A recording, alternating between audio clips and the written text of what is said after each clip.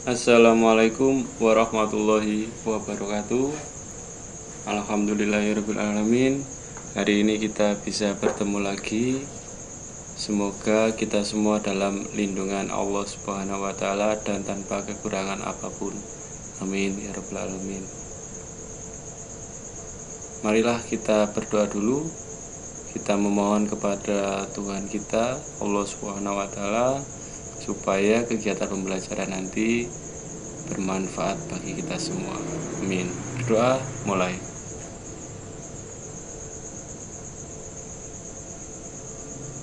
Selesai. Pagi hari ini kita akan mempelajari pendidikan Pancasila dan kewarganegaraan atau biasa disingkat dengan PPKN.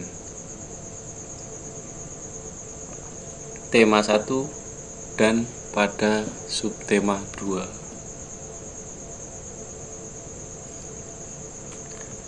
Hari ini kamu akan belajar penerapan sila keempat Pancasila. Bacalah teks berikut di dalam hati. Santi sangat sedih. Ayahnya baru saja bercerita bahwa penduduk setempat mengeluhkan keberadaan peternakan ayamnya. Mereka tidak tahan dengan bau yang berasal dari peternakan ayamnya. Santi bingung. Peternakan ayam Santi adalah peternakan keluarga. Usaha dari peternakan dapat menghidupi keluarga dan membiayai sekolahnya. Santi memiliki peternakan ayam petelur.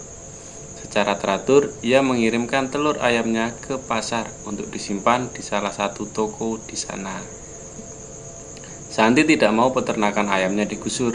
Ia akan berusaha agar penduduk mau menerima keberadaan peternakannya.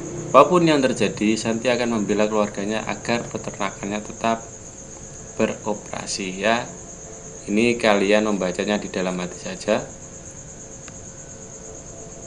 Berdasarkan bacaan di atas, jawablah pertanyaan berikut terkait penerapan sila keempat Pancasila. Diskusikan jawabanmu bersama teman sekelas. Karena ini daring, kalian bisa berdiskusi dengan keluarga yang ada di rumah. Boleh dengan ibu, ayah, kakak, atau siapapun yang ada di rumah yang dapat membantu pekerjaanmu. 1. Apa pendapatmu tentang sikap Santi? Sikap Santi yang mana ini ya? Kalian bisa simpulkan sendiri. Sikap Santi yang membela peternakan ayam keluarganya, atau sikap Santi yang ingin itu tadi membela keluarganya supaya peternakan ayamnya tetap beroperasi. Yang kedua, apa pendapatmu tentang sikap penduduk? Yang ketiga, apa yang sebaiknya Santi lakukan dalam menghadapi masalahnya? Yang keempat, apa yang sebaiknya penduduk lakukan terhadap keberadaan peternakan ayam? Dari keempat soal ini silakan dikerjakan. Tugas yang pertama itu. Lanjut, materi selanjutnya adalah penerapan sila keempat dari sila Pancasila sangat penting dilakukan. Dalam kehidupan sehari-hari, kamu mungkin menyaksikan beberapa permasalahan dan akan teratasi bila sila keempat dijalankan. Berikut ini adalah contoh pelaksanaan sila keempat. 1. Tidak memaksakan keinginan atau egois. Yang kedua, bermusyawarah. Yang ketiga, mengutamakan kepentingan orang banyak. Dan keempat, menjalankan keputusan yang telah disepakati bersama. Bisa kalian jadikan acuan. Ini contoh pelaksanaan sila keempat untuk menjawab pertanyaan atau teks bacaan tentang Santi tadi. Untuk yang ini bisa kalian catat nggih. Selanjutnya, carilah 3 contoh perilaku sikap lain dari kehidupan sehari-hari yang sesuai dengan nilai-nilai Pancasila pada sila keempat. Pilihlah 2 dari contoh tersebut yang akan kamu terapkan. Jelaskan bagaimana kamu akan menerapkannya, ya. Kalian sebutkan 3 contoh, cukup sebutkan 1 yang akan dijelaskan. Lanjut. Ikan bandeng asap merupakan salah satu oleh-oleh yang dapat ditemui di Sidoarjo, Jawa Timur. Banyak orang menyukai produk jenis ikan ini.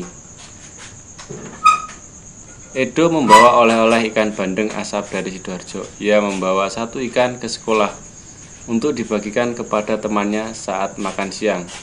Potongan ikan hanya cukup untuk 6 orang. Saat makan siang tiba, selain sahabatnya, 3 orang temannya yang lain ikut bergabung. Semuanya ada sekitar 9 orang mengelilingi meja kantin. Edo bingung. Nah, dari bacaan tersebut, apa yang harus dilakukan Edo saat ketiga teman lainnya datang? Ini dikerjakan sebagai tugas. Yang kedua, apa yang harus dilakukan ketiga teman Edo saat tahu bahwa jumlah potongan ikan tidak cukup untuk semua orang? Dan pertanyaan yang ketiga, apa yang sebaiknya dilakukan oleh Edo, Dayu, Beni, Udin, Siti, dan Lani agar semua mendapat bagian ikan yang sama? Nah, ketiga pertanyaan tersebut adalah sebuah permasalahan yang dihadapi oleh Edo dan teman-temannya. Bagaimana atau menurutmu bagaimana cara mengatasi permasalahan tersebut? Itu tugas yang ketiga. Perhatikan jawabanmu. Apakah sudah sesuai dengan penerapan sila keempat? Perbaiki jawabanmu apabila dibutuhkan. Kemudian diskusikan hasilnya dengan teman sekelasmu. Ini tidak perlu.